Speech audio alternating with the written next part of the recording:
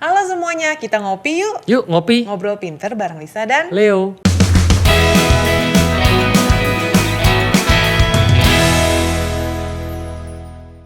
Nah, Wah, banyak, nah, kali ini bukan banyak, ada beberapa pertanyaan.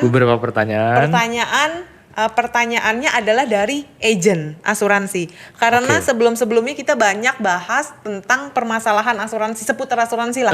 Dari sejarahnya, dari produknya, dari macam-macamnya lah. Nah, tolong dijawab ya. Tolong dijawab ya. Tolong dijawab. Jadi gue nih yang mesti menjawab. Iya, tolong dijawab. Nah, ada pertanyaan pertama, Q&A pertama berarti ini ya. Oh iya, boleh. Q&A bener, pertama dari agent asuransi. Ya, kita coba membantu menjawab ya. Semoga membantu. Ada yang nanya nih. Gimana caranya tahu kalau ada calon nasabah yang bilang tanya suami dulu, tanya istri atau orang tua dulu, itu beneran atau cuman menghindar doang sih? Beneran atau menghindar doang ya? Itu beneran atau menghindar doang sih? Untuk memastikan beneran atau menghindar doang mungkin tidak bisa tepat 100%. Memperkirakannya. Jadi biasanya kalau kita menggunakan ada beberapa pertanyaan yang buat mengindikasikan kira-kira yang dia pertimbangkan apakah dia benar-benar ingin bertanya sama istri atau orang tuanya ya.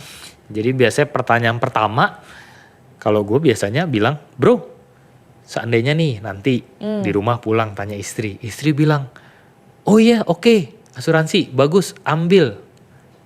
Lu ambil nggak bro? Itu yang gue tanya biasanya. Oh ya ambil dong. Nah kalau ambil, itu indikasi pertama. Berarti dia tertarik, memang tertarik. Memang benar-benar butuh konfirmasi dari istrinya.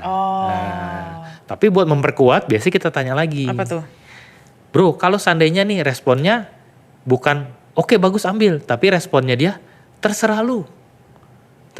Nah lu ambil gak bro? Oh ya kalau terserah sih ya ambil lah kan terserah. Nah kalau terserah dan dia bilang ya kalau istri gue bilang terserah gue ambil. Nah itu indikasi kedua bahwa dia memang mau ambil. Nah cuma memang dia butuh konfirmasi pasangannya. Nah biasanya dua indikasi itu. Nah kadang-kadang kita juga bisa tambahin. Kita bisa tambahin sifatnya tuh seperti imunisasi ya. Imunisasi kalau responnya berbeda. Kalau istrinya bilang janganlah. Iya, nah biasanya bilang bro, biasanya kalau orang-orang yang pulang terus tanya pasangan, terus pasangan bilang jangan deh, jangan ambil. Nah itu biasa ada dua kemungkinan. Yang pertama ya, si istri kita nggak tahu apa yang kita mau ambil. Make sense. Iya, jadi dia sebenarnya nggak ada.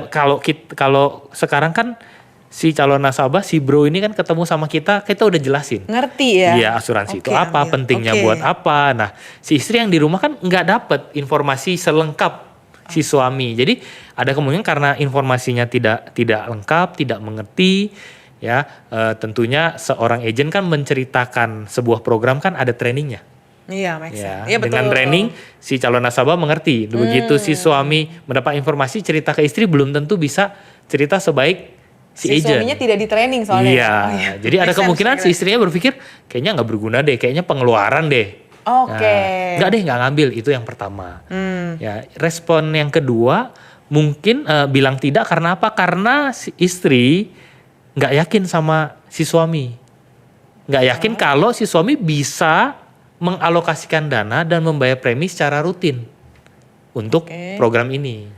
Takut nggak sanggup bayarnya gitu. Bener, jadi biasanya kita tanya, bro, biasanya si istri sih kadang-kadang yang kedua istri tidak setuju karena dia takut lu nggak bisa bayar premi ini secara rutin dan go cash flow.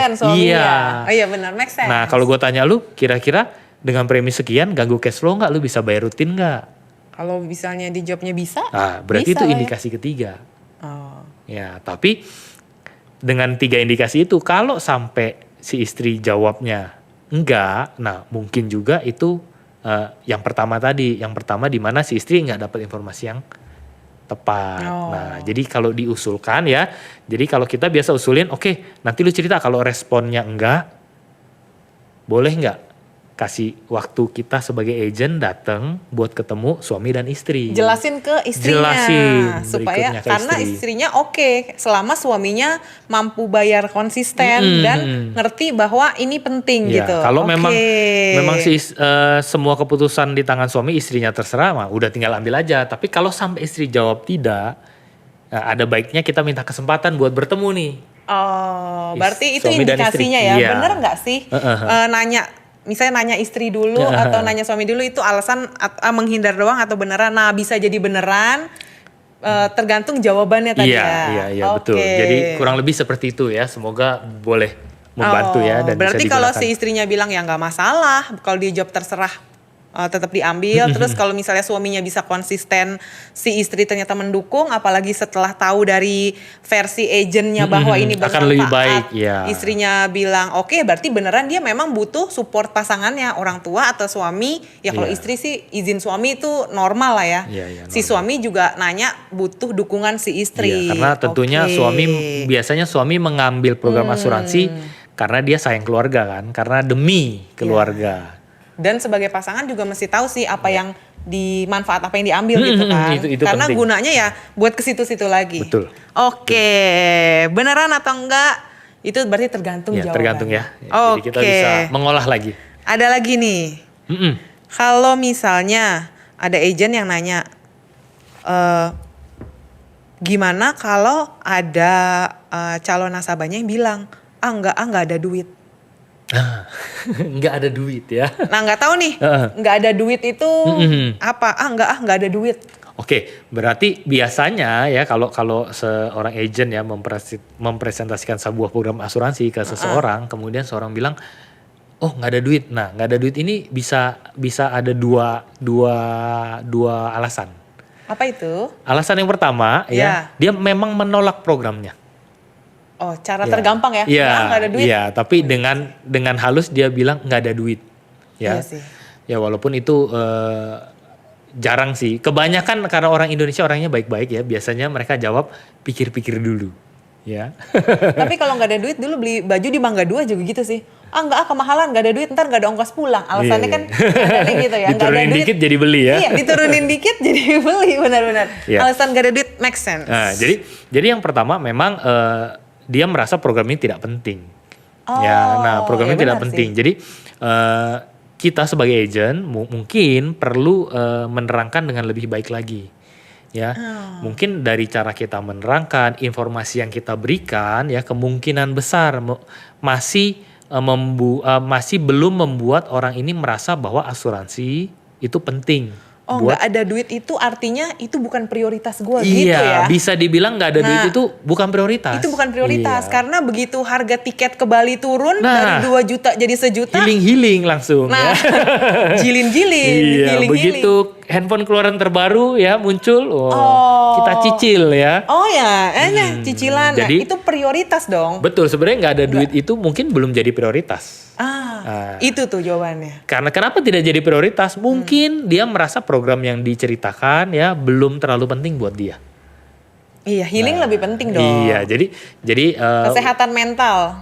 Buat teman-teman agent ya, mungkin boleh menerangkan dengan lebih jelas ya, dengan lebih baik ya, sehingga si calon nasabah ini merasa perlu.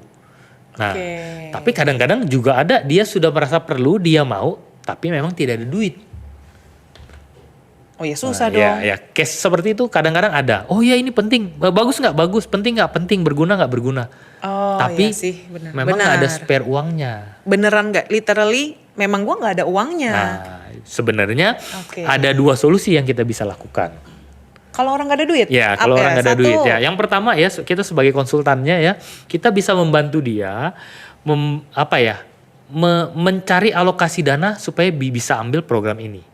Maksud? Dengan cara apa ya? Dengan cara membreakdown atau merincikan apa saja pengeluaran dia. Contoh ya, saya tanya Lis, kira-kira dari income yang didapatkan biasanya digunakan buat pengeluaran apa aja? Nah biasanya biaya apa aja rumah. sih? Biaya rumah tuh kayak biaya beli dapur ngepul ya, biaya bahan makanan. Beli bahan makanan. Apa ya? Misalnya cicilan mobil. Cicilan mobil. Cicilan rumah apalagi? Biaya ya rekreasi dong, entertainment. Pokoknya kalau nge-mall kan butuh uang. Jalan-jalan. Ada nggak listrik, air, telepon bayar nggak? Listrik, air, telepon, wifi. Itu bayar. Bayar. Uang sekolah anak. Oh iya, uang sekolah. Uang les. Ngasih orang tua. Terus apalagi kira-kira? Ngopi cantik. Ya ngopi, cantik atau nggak cantik ya, kue ngopi, kan tempat kopi, kue, restoran. Shopping. Shopee. Shopee ya, bukan shopping. Shopping dan Tokopedia. Nah, itu coba dilihat tuh akun Shopee. Yang belum di check out. Bukan yang udah kepake selama 2022. Oh, ada recapnya ya. Ada recapnya. Oke, ada recapnya siapa yang membuat rekor lebih baik daripada tahun sebelumnya ya. Yang membuat rekor lebih baik daripada artis-artis itu. Oh iya, artis ya. Iya. Kemarin. Nah, jadi dari hal-hal yang di breakdown tadi, nah tentunya kita bisa bertanya ya. Kalau seandainya pendapatan Anda berkurang 10%, kira-kira hal-hal pengeluaran tadi kira-kira apa yang dihemat? Gue nih. Iya. Ya racun Shopee dikurangin dong. Racun Shopee. Oke, apalagi yang dikurangin? Ngopi dikurangin? Ngopinya di rumah. Mungkin kalau kopi belum tentu bisa menghilangkan minum adiksi kopinya dong. Iya, minumnya nggak di restoran, di rumah. Iya. Biar lebih irit. Biar lebih irit, tapi itunya tetap ada tuh, kafeinnya tetap ada. Oke. Terus kalau makan di luar ini nge-mall. Kalau mall, jadi makanan yang sebenarnya diinginkan kan sekarang banyak banget tuh di IG, misalnya restoran baru buka, jenis ini, jenis itu, kan hasrat nyobain.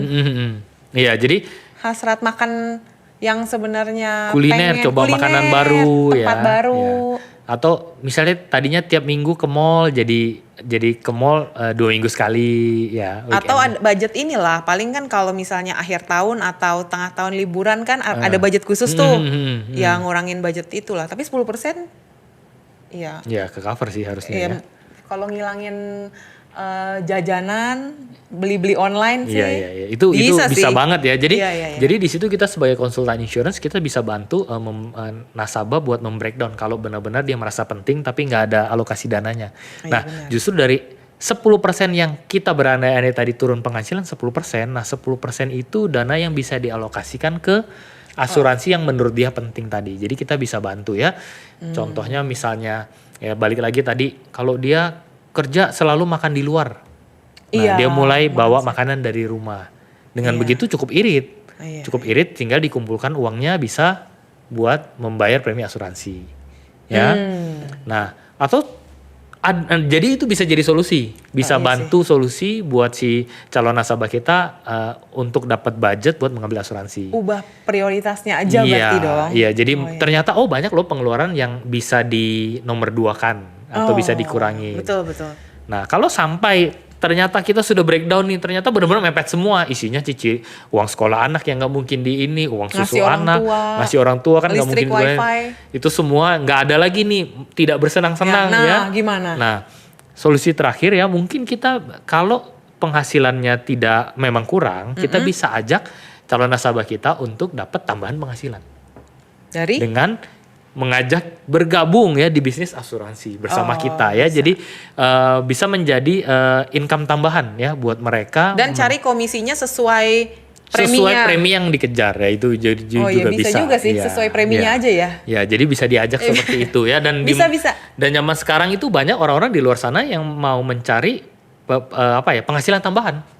Penghasilan tambahan di mana di luar pekerjaan mereka bisa mendapatkan penghasilan tambahan, dan bisnis asuransi bisa jadi salah satu alternatifnya. Oh, cakep. Bisa berarti. Bisa menjawab. Bisa. Oke. Next ya. Itu yang nggak ada duit. Iya. Nggak ada duit ya.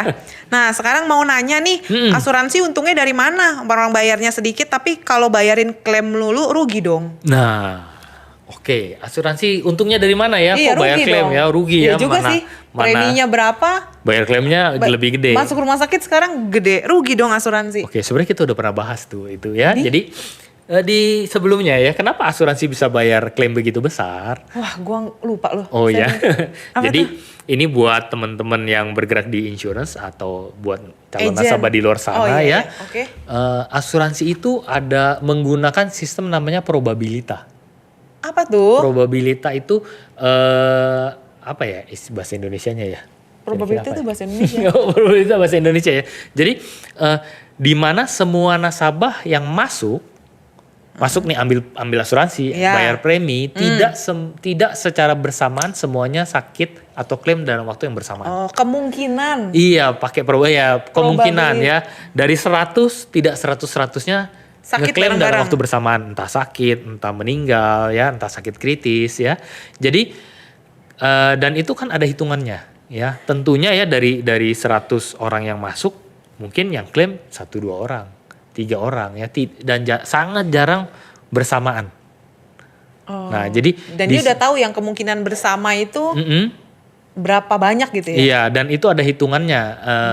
Seperti dalam dalam case meninggal itu kan ada namanya tabel mortalita. Waduh, apa itu, Pak? Tabel mortalita itu adalah apa ya? Mortalita itu apa? Data mortalita itu Coba mortalita. biar bahasanya lebih lebih bagus ya. Mortalita adalah Ya, coba dicari ya. mortalitas kali ya? Mortalitas, tabel Adalah mortalitas. ukuran kematian rata-rata Nah, iya. dari penduduk dalam suatu daerah atau wilayah tertentu. Nah, jadi udah menghitung tuh ya, semua asuransi itu sudah menghitung berapa kemungkinan orang meninggal dalam 1 tahun ya. Itu ada ya, orang kebanyakan meninggal usia berapa. Jumlah kematian yang Iya. terjadi dalam suatu populasi. Iya, jadi berapa persen. Nah, itu Oke. ada hitungannya. Jadi semua yang masuk tidak akan langsung meninggal secara bersamaan. Nah, di mana di situ bisa menjadi keuntungan dari si asuransi, di mana orang bayar premi, semuanya bayar kan? Tapi yang klaim nggak semuanya. Tapi perusahaan asuransi harus untung dong. Kalau nggak untung nanti nasabahnya gimana? Oh benar, pasti harus untung. Kalau nggak perusahaannya rugi dan Jadi bangkrut. justru harusnya berharapnya si perusahaan itu langgeng, untung dong supaya Benar. umurnya panjang. Dan semakin kuat dan semakin untung sebuah perusahaan asuransi, maka kemampuan dia bayar klaim akan semakin besar. Oh, semakin dia untung nggak takut nggak dibayar Ya, klaimnya. jadi bagaimana bisa untung ya, layer yang pertama adalah probabilita. Nggak semua orang yang beli asuransi klaim pada saat bersamaan. Itu yang paling layer paling pertama. Ya, dimana setelah itu ada hitungan kayak tadi tabel mortalita, kira-kira risiko orang sakit 100 orang yang masuk yang sakit berapa. Nah, itu semuanya ada hitungannya di situ. Ada namanya bagian underwriting dan bagian aktuaria yang menentukan harganya. Oh, jadi kalau ditanya asuransi untungnya dari mana? Dari premi dong. Dari premi, otomatis dari premi. Dan kalau misalnya kalau bayarin klaim dulu rugi dong? Nggak rugi karena Nggak dia udah rugi. ada hitungannya. Ya, karena ada hitungan probabilita tadi. Oke. Ya, Terjawab. semoga menjawab. Oke. Terjawab. Oke, ada lagi nih yang nanya. Kalau misalnya punya asuransi tapi nggak dipakai, rugi dong? Rugi kalau nggak sakit? Iya. Kalau nggak sakit rugi ya sebenarnya. Rugi dong. Balik lagi memang ibaratnya kalau kita ibaratkan payung, asuransi itu kita ibaratkan Iya. payung, melindungi kita dari hujan. Iya. Melindungi kita dari hujan ya. Kalau nggak hujan rugi dong? Iya, sebenarnya kalau iya. melindungi kita dari hujan, kalau sampai amit-amit hujan deras tapi kita tidak punya payung, wah Ya, kita basah. bisa kehujanan, bisa sakit ya. Nah, tapi kita bisa tebak nggak hujan kapan? Oh ya Nggak bisa sih. tebak ya. Kadang-kadang cek di BMKG aja ya. Ya, ramalan seperti ini ya bisa terjadi, bisa enggak ya. Tapi sih. nah, apa yang orang lakukan? Orang lakukan sedia payung sebelum hujan. Jadi beli dulu. Oh. Nah, pertanyaannya kalau beli payung, ternyata sepanjang tahun tidak hujan. Iya, Ya, rugi dong. Kayaknya kan rugi ya. Rugi dong gue. Ya, sama seperti asuransi sih harusnya. Jadi asuransi itu adalah program perlindungan yang kita beli ya. Apakah kita mengharapkan risiko terjadi? Ya tidak. Iya. Tentunya enggak, tapi jangan sampai. Nah, masalahnya kalau hujan, kehujanan nih, nggak masalahnya dalam arti kata paling flu, Masuk angin. batuk pilek, masuk Iya. angin ya, dikerokin, ya, minum minum tolak win ya, ya, yang kayak gitu beres ya. Tapi kalau yang berhubungan dengan asuransi, kalau terjadi yang namanya sakit, yang sampai perlu rawat inap, yang membutuhkan biaya besar, sakit kritis, kehilangan kemampuan bekerja, atau amit-amit terjadi resiko meninggal di masa produktif, tentunya resiko finansialnya dampaknya cukup besar, ya. Jadi orang memilih menyisihkan sebagian dari penghasilannya buat membelikan program ini supaya apa? Ya memang kita tidak bisa menghindarkan resiko karena itu bukan kita yang atur. Itu sama kayak gua sebelum beli handphone, beli casingnya dulu. Nah, otomatis, iya. Apesnya kan dipakein tuh supaya anti goresnya. Iya. Apakah pasti jatuh? Ya, sebenarnya belum tentu juga. Tapi kadang handphone itu kalau dipakein casing dia nggak jatuh. Giliran dibuka mau ngebersihin, dia jatuh loh. Iya. Ya itu. Nah ya itu kayak beli casing handphone aja dong ya. Iya, nggak berharap handphone jatuh juga. Pasti. Sama orang beli asuransi tidak berharap sakit. Tapi kalau ditanya rugi dong. Ya memang kalau secara hitungan finansial beli asuransi tapi tidak pernah klaim sepertinya rugi. Tapi zaman sekarang ya teman-teman ada kok asuransi yang kita udah bayar. Kalau tidak ada klaim itu preminya bisa kembali. Duitnya balik. Iya. Ya jenis-jenis asuransi tertentu ya. Tentunya dengan manfaat yang masing-masing yang berbeda ya. Nah itu teman-teman boleh cari tahu ya. Buat teman-teman yang nasabah ya. Tapi buat teman-teman yang agent ya ada kok produk-produk yang mengembalikan preminya kalau tidak terjadi klaim. Ya, ya itu tentunya perlu dipelajari lebih dalam ya. Tapi balik lagi beli asuransi rugi dong kalau tidak sakit. Ya itu pikir aja rugi dong beli gembok kalau rumahnya nggak masuk maling gitu ya. Kira-kira jawabnya gitu. Ya rugi dong beli ban serep ya. Nggak dipakai. Iya, kalau nggak dipakai. Mobil gua nggak kempes. Oh iya tuh jawabannya itu ya buat para agent berarti. Iya. Oke, pertanyaan satu lagi. Oh, satu lagi ya. Nah, satu lagi. Kalau misalnya agent baru tapi takut nasabah bilang nggak mau soalnya masih baru. Jangan-jangan kamu agent pandemik. Oh iya. Kamu agent baru ya. Saya maunya agent yang udah lama, yang udah profesional gitu ya. Iya. Takutnya angin-anginan ya. Iya. Oke. Agent pandemiknya kelar. Udah nggak jalanin lagi. Ya ntar nasabahnya terbengkalai ya. Nah sebenarnya ini kalau buat teman-teman agent ya tentunya ya. Ini tentunya buat kalian teman-teman yang bergerak terjun ke dunia asuransi ini. Memang teman-teman harus membuktikan ya. Apakah teman-teman serius. Ya, membuktikan bahwa memang menjalankan asuransi dengan baik, dengan benar, tidak angin-anginan ya, tentunya supaya apa? Supaya nasabah bisa dilayani ya. Tapi ya juga ya orang pacaran kan setia atau enggak ya mesti dijalanin dulu ya. Dijalanin dulu ya. Memang ada caranya janji ya. Setia. Memang ada caranya ya. Tentunya yang bisa kita lakukan sebagai agent ya kita bilang ke calon nasabah kita ya, Pak, Bu ya, Om, Tante, Bro, Sis ya. Saya melihat asuransi ini bisnisnya ke depan bagus ya. Saya akan mencoba serius di sini. Saya akan coba seriusin ya.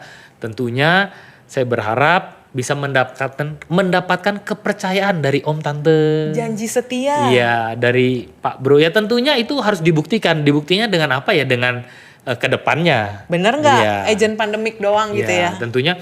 Memang kalau nominal yang saya ceritakan ini belum bisa dipercayakan kepada saya, kira-kira berapa besar nominal yang bisa dipercayakan kepada saya untuk saya membuktikan kepada Om, Tante ya, Bapak Ibu, Bro, Sis ya. Nah jadi bisa bilang seperti itu, tapi memang tidak bisa menjadi kalimat sakti ya bahwa semua nasabah akan oke deh langsung ya. Ya janji setia waktu sih yang ini sih. Jadi ya, betul. nantinya respon nasabah mungkin ada yang tetap berpendirian, dia tidak akan mau untuk agent yang baru. Tapi banyak juga kok calon-calon nasabah di luar sana yang saya berikan kepercayaan dulu. Iya sih. Ya. Nah itu tugas teman-teman buat membuktikan. Ya, jangan menyia-nyiakan kepercayaan nasabah. Yang udah dikasih. Iya, jadi kita bisa memberikan garansi jaminan bahwa ya kita akan serius, ini satu bisnis yang bagus, kita akan serius ya. Berapa besar nominal yang bisa dipercayakan kepada saya untuk memulai pertama. Aduh, so sweet banget itu. Tentunya balik lagi buat teman-teman yang agent ya. Iya sih. Bagaimana nasabah bisa memberikan kepercayaan awal tentunya dengan melihat kemampuan teman-teman buat menerangkan program ini dengan baik, menjelaskan asuransi dengan baik, menjelaskan apa gunanya, bagaimana cara kerjanya ya. Dan appearance teman-teman ya. Tentunya ya kalau teman-teman ya penampilan juga salah satu yang cukup penting ya. Dulu ada satu marketingnya datang ke saya ya. Mohon maaf ya bajunya kucel ya. Marketing apa nih? Waktu itu memang marketing mobil sih ya. Oh, mobil itu, aja ya. bisa itu ya. Bisa kebetulan ya saya bukan datang ke pameran mobil ya, bukan ke pameran mobil yang besar-besaran ya kayak di Gaikindo dan lain-lain ya. Tapi di mall ya kebetulan marketingnya menerangkan saya, mohon maaf ya ini sedikit cerita bajunya baju putih tapi agak kuning-kuning. Ya kayak baju udah lama lah ibaratnya. Terus kebetulan pas ngobrol saya lihat udah dedel ininya. Jadi itu mempengaruhi kepercayaan saya sebagai calon pembeli. Kalau ya. gue nggak tahan tuh kalau bau, entah badan atau kalau ngomong itu tuh udah fail gitu. Ya, jadi buat teman-teman ya mendapat kepercayaan itu tidak mudah. Jadi kita pun bisa meminta orang buat berapa sih nominal yang bisa dipercayai kepada saya buat saya memulai membuktikan kepercayaan. Tapi teman-teman pun harus menunjukkan appearance yang baik. Appearance itu tidak hanya penampilan tadi ya. Iya sih. Berpakaian yang baik, yang sesuai dunia keuangan karena insurance ya. Lalu ya kemampuan menerangkan tadi tentunya ya buat agent-agent ya harus datang training loh karena kan agent disediakan trainingnya ya. Buat bisa menerangkan dengan baik. Jadi itu juga buat nasabah ya ditanya agentnya ya. Semakin banyak pertanyaan, semakin agent bisa menjawab dan menerangkan dengan baik. Nah, itulah menunjukkan dia kualitas agent walaupun baru ya. Cakep-cakep. Ya itu ya. Tentunya mungkin di luar sana ada nasabah-nasabah yang baik mungkin ya bantu. Kasih kesempatan pertama. Ya, cuma untuk lebih profesional akan lebih baik ya dibarengi dengan kemampuan kita sebagai agent ya. Karena kita minta kepercayaan tentunya kita mesti menunjukkan kualitas kepada nasabah ya. Semoga berguna ya itu. Buat temen-temen. Udah cukup waktunya. 5 pertanyaan aja udah durasi langsung habis ya. Semoga menjawab pertanyaan teman-teman agent yang mewakili mungkin agent-agent yang lain. Iya tentunya. Thank you buat teman-teman agent ya terutama yang nonton ini ya. Atau nasabah-nasabah yang lihat ini ya jadi bisa tahu ya. Kira-kira apa sih yang perlu dipertanyakan ya. Kalau didatengin agent. Iya apa sih yang mesti dilihat ya. Thank you buat teman-teman semua yang sudah meluangkan waktu buat ngopi bareng kita kali ini ya. Jangan lupa like, share, and subscribe channel ini kalau kalian suka. Sampai jumpa di ngopi-ngopi selanjutnya. Hope to see you guys in the next video. Bye-bye.